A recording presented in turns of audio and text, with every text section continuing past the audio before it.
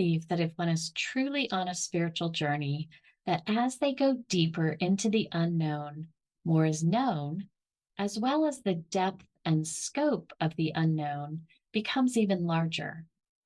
I have found that much of my spiritual journey has brought me face to face with various paradoxes. In today's episode, rather than telling the story of one of my paranormal, supernatural, or galactic encounters, I'm going to share with you the evolution within myself around the concepts of good, evil, and God. You've entered into the world of alternate realities.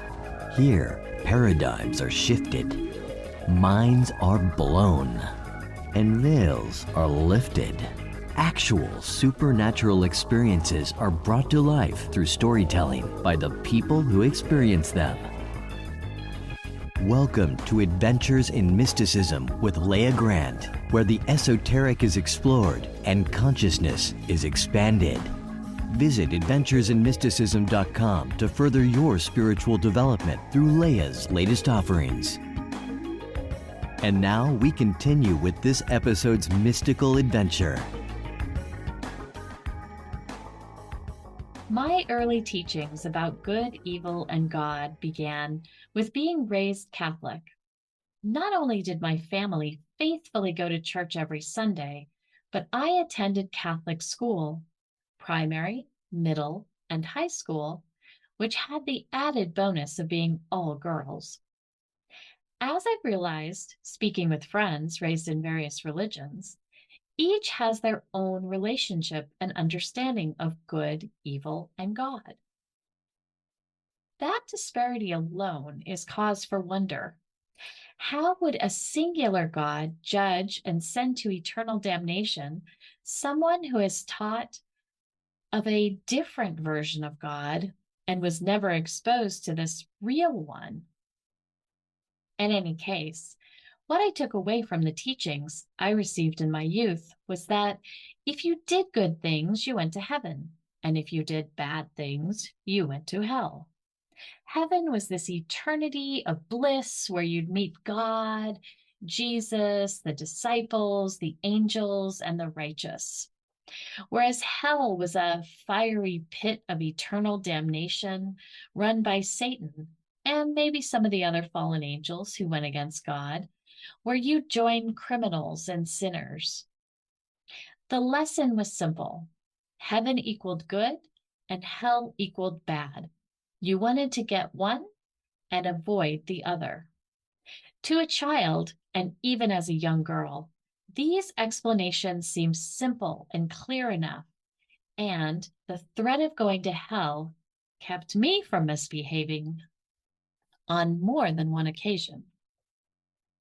However, as I got older, read, and subsequently dissected Dante's Inferno in high school English class, I began to question the existence of heaven and hell, and I did so out loud.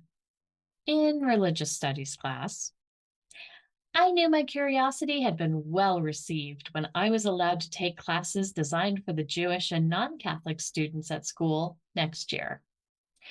These courses, namely world religions and philosophy, further fueled my inquisitiveness about who had really passed down the concept of good and evil, and beyond that, who defined what was good and evil. It wasn't really conceivable to me that one being, be it an all-powerful one, would sit around and judge people as they died. Wouldn't a being that powerful and full of energy have better things to do? More interesting and exciting ones, like creating new worlds?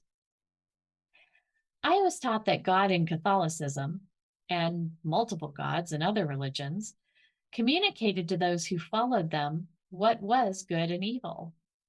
And while there were often similar items among religions, there could be some huge disparities. For example, in many religions, suicide is a sin. However, in the Islam religion, killing yourself, viewed as self-sacrifice, while striving to serve God and fight evil, is an instant ticket to the Muslim version of heaven. To Hebrews, understanding what was right or wrong, the Ten Commandments were given. The Bible states these spiritual laws were given to the prophet Moses by the Lord. They have been adopted by Christians.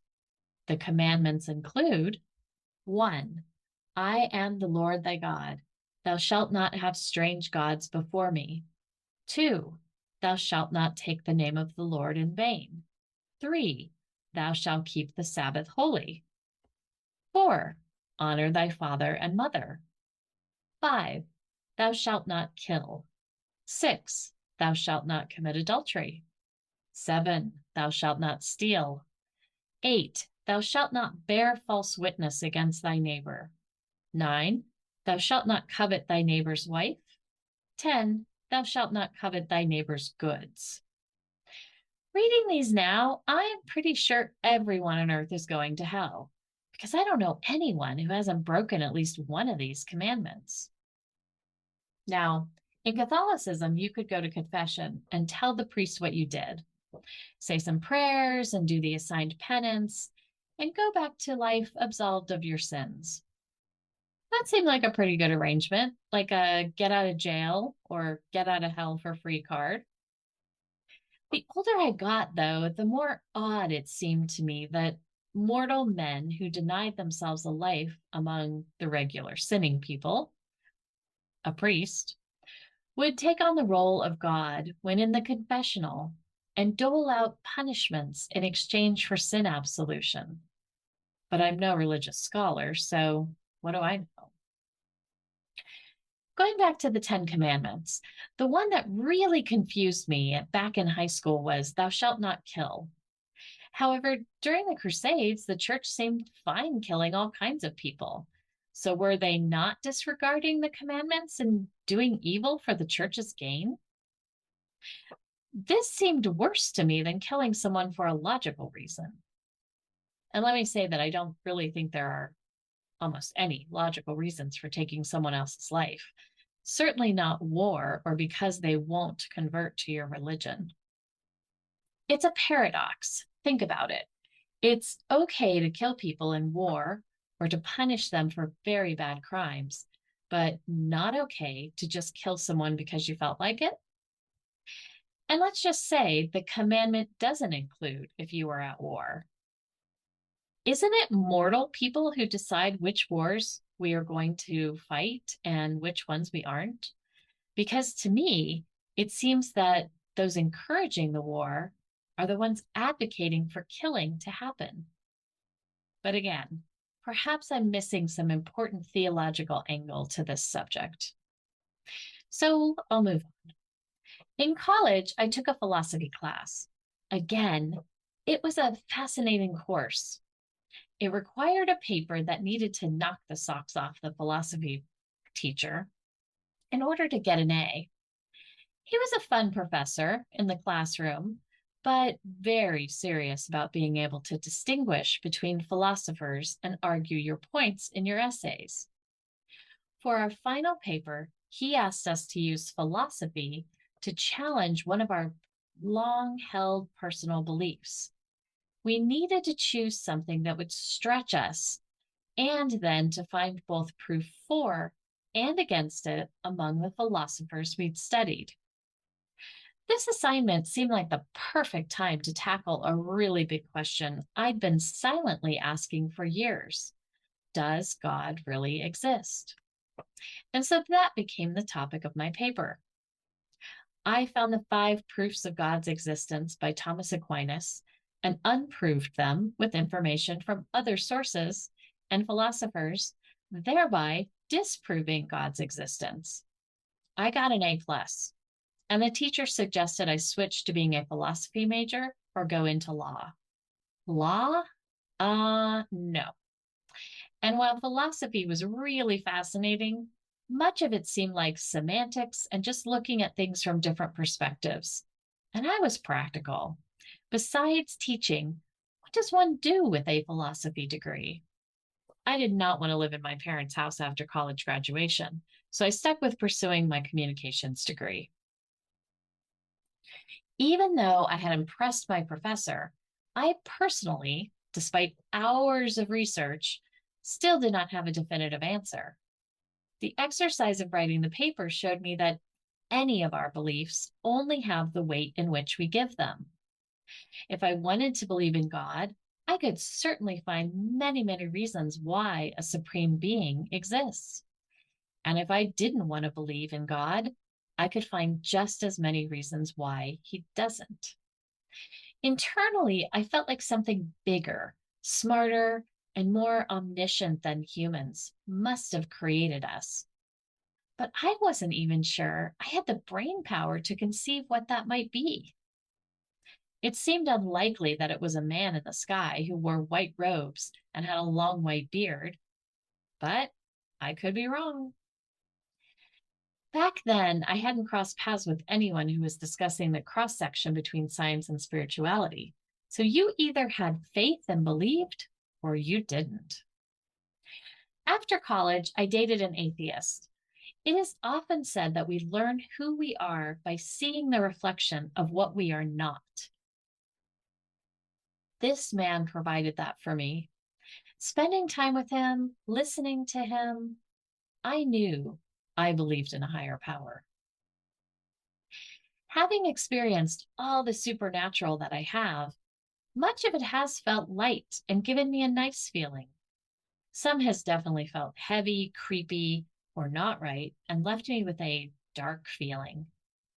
Was all the light good and all the heavy bad?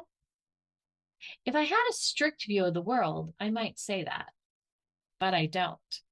I think we live in a lot of murkiness where things are not all one thing or another, but a mixture, not just of the two options, but of everything in between and combined. I think of myself.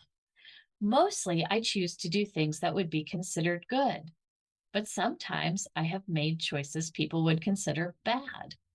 When I look at the capital sins, these are the 7 sins that the Catholics believe lead to other sins, and they are pride, greed, lust, envy, gluttony, vengeance, and sloth. I can't help to wonder how many things we have created in today's world that promote committing these sins. Social media promotes pride and vanity and envy.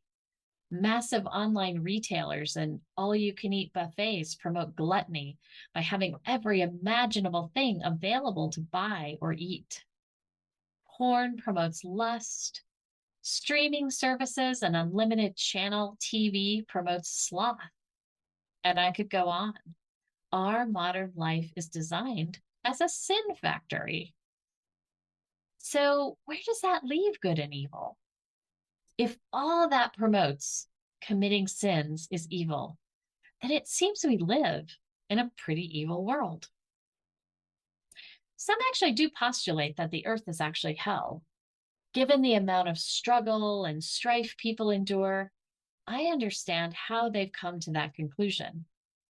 Throw in reincarnation, and you've got eternal damnation to come back and live here over and over, experiencing suffering. And for those who appear not to be suffering, and yet living this high life, they are sinning as they amass wealth, exhibiting greed, lounge around on yachts, drinking copious amounts of champagne, displaying sloth and gluttony, and many cheat on their spouses. I guess that's lust. And get plastic surgery to look fabulous. Ooh, there's vanity. And again, I could go on. Yet, someone else besides ourselves defined these good and bad, evil and sinful traits. The lifestyles of the rich and famous are often tracked and envied, sometimes even worshipped by the common folk, which would go against a commandment. Just look at how many followers the Kardashians have. Their follower numbers definitely exceed the congregation of most churches. However, are they maybe not really suffering? Fashion icon Kate Spade, comedian Robin Williams, singer Chester Bennington, just to name a few, committed suicide. They seem to have it all, and yet it wasn't enough to stick around for. One of my former spiritual teachers believed that heaven and hell are both here on earth, and we can choose which one we live in at any given time based on our actions and thoughts. I don't know what I think about that. As you may have noticed, I have lots of questions around good, evil, and God, which do not have clear answers. Perhaps there are some things we are not meant to know until we die. Or perhaps the game of life is to figure it all out. I feel like it may be a combination of the two. So until I die, I'm going to keep exploring, keep expanding, keep being inquisitive, keep studying, keep learning, and keep growing. There is so much more I could share and explore about these topics with you, though right now I'm curious what questions you are asking yourself about these topics. Visit my YouTube channel, Adventures in Mysticism, and put your questions and explorations in the comments of this episode. And while you are there, please subscribe. Thank you for tuning in today.